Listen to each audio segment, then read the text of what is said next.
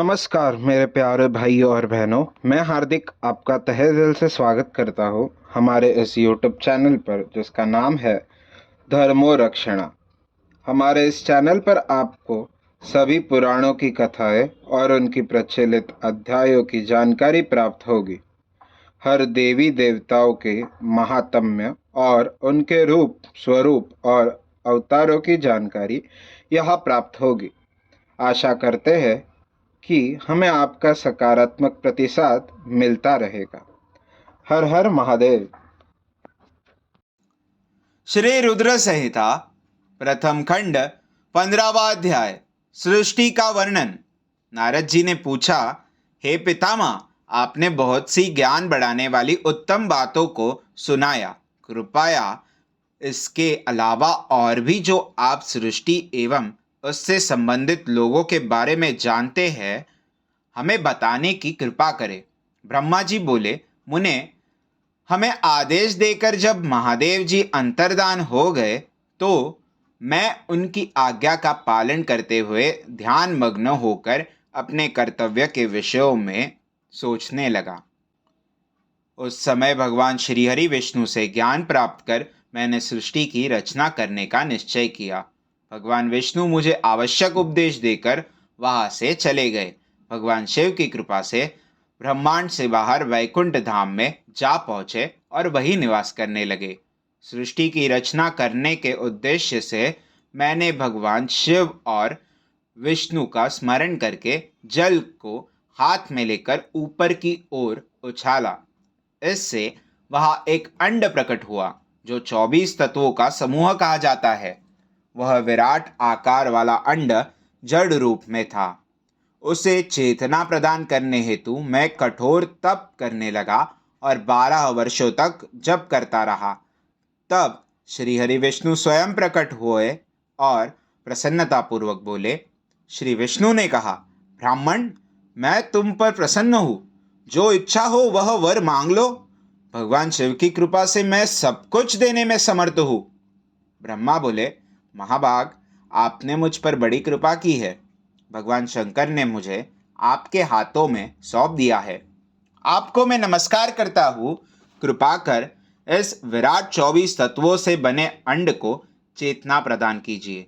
मेरे ऐसा कहने पर श्री विष्णु ने अनंत रूप धारण कर अंड में प्रवेश किया। उस समय उनके सहस्त्रों मस्तक, सहस्त्र आंखें और सहस्त्र पैर थे। उनके अंड में प्रवेश करते ही वह चेतन हो गया। पाताल से सत्य लोक तक अंड के रूप में वहां विष्णु भगवान विराजने लगे। अंड में विराजमान होने के कारण विष्णु जी वैराज पुरुष कहलाए। पंचमुख महादेव ने अपने निवास हेतु कैलाश नगर का निर्माण किया। देवऋषि संपूर्ण ब्रह्मांड का नाश होने पर भी वैकुंठ और कैलाश अमर रहेंगे, अर्थात इनका नाश नहीं हो सकता। महादेव की आज्ञा से ही मुझ में सृष्टि की रचना करने की इच्छा उत्पन्न हुई। अनजाने में ही मुझसे तमोगुणी सृष्टि की उत्पत्ति हुई, जिसे अभी आप पंचक कहते हैं। उसके पश्चात भगवान शिव की आज्ञा से स्थावर संज्ञक वृक्ष, जिसे पहला सर्ग कहते हैं, का निर्माण हुआ, परंतु पुरुषार्थ का साधक नहीं था। अतः दूसरा सर्ग तीर्यक स्त्रोता प्रकट हुआ। यह दुखों से भरा हुआ था।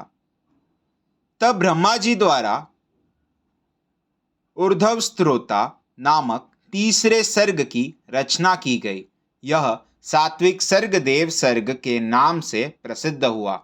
यह सर्ग सत्यवादी तथा परम सुखदायक है। इसकी रचना के उपरांत मैंने पुनः शिव चिंतन आरंभ कर दिया।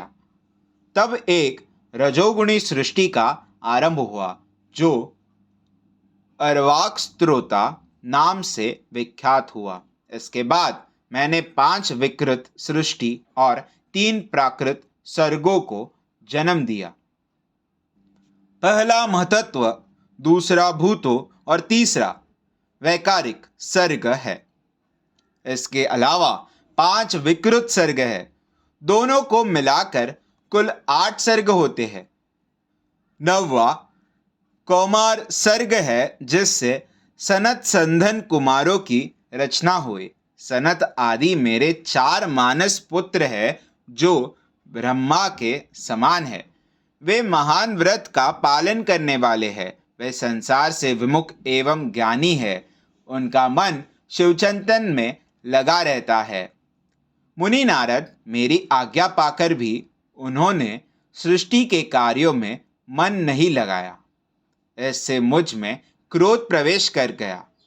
तब भगवान विष्णु ने मुझे समझाया और भगवान शिव की तपस्या करने के लिए कहा। मेरी घोर तपस्या से मेरी बाहों और नाक के मध्य भाग से महेश्वर की 3 मूर्तियां प्रकट हुई, जो पूर्णाश, सर्वेश्वर एवं दया सागर थी, और भगवान शिव का अर्धनारीश्वर रूप प्रकट हुआ। जन्म मरण से रहित परम तेजस्वी सर्वज्ञ नीलकंठ साक्षात उमा वल्लभ भगवान महादेव के साक्षात दर्शन कर मैं धन्य हो गया। मैंने भक्ति भाव से उन्हें प्रणाम किया और उन्हें प्रसन्न करने के लिए उनकी स्तुति करने लगा। तब मैंने उनसे जीवों की रचना करने की प्रार्थना की। मेरी प्रार्थना स्वीकारते हुए देवादिदेव भगवान शिव ने रुद्र गणों की रचना की। तब मैंने उनसे पुनः कहा, देवेश्वर शिव शंकर, अब आप संसार की मोह माया में लिप्त ऐसे जीवों की रचना करें जो मृत्यु और जन्म के बंधन में बंधे हो। यह सुनकर महादेव जी हंसते हुए कहने लगे। शिवजी ने कहा, हे ब्रह्मा, मैं जन्म और मृत्यु के भय में लिप्त जीवों की रचना नहीं करूंगा, क्योंकि वे जीव संसार रूपी बंधन में बंधे होने के कारण दुखों से युक्त रहेंगे। मैं सिर्फ उनका उद्धार करूंगा, उन्हें परम ज्ञान प्रदान कर उनके ज्ञान का विकास करूंगा। हे प्रजापते, इन जीवों की रचना आप करें। मोह माया के बंधनों में बंधे इस प्रकार के जीवों की सृष्टि करने पर भी आप इस माया में नहीं बंधेंगे। मुझसे इस प्रकार कहकर महादेव शिव शंकर अपने पार्षदों के साथ वहां से अंतर्धान हो गए। अध्याय 15वां समाप्त। वीडियो को लाइक करें, शेयर करें, चैनल को सब्सक्राइब करें और हमारे साथ बने रहने के लिए बेल आइकन को प्रेस करें। हमारे सनातन संस्कृति की जानकारी के लिए और उनके साहित्यों की जानकारी को प्राप्त करने के लिए हमारे साथ बने रहिए इस चैनल पर, जिसका नाम है धर्मो रक्षणा। हर हर महादेव।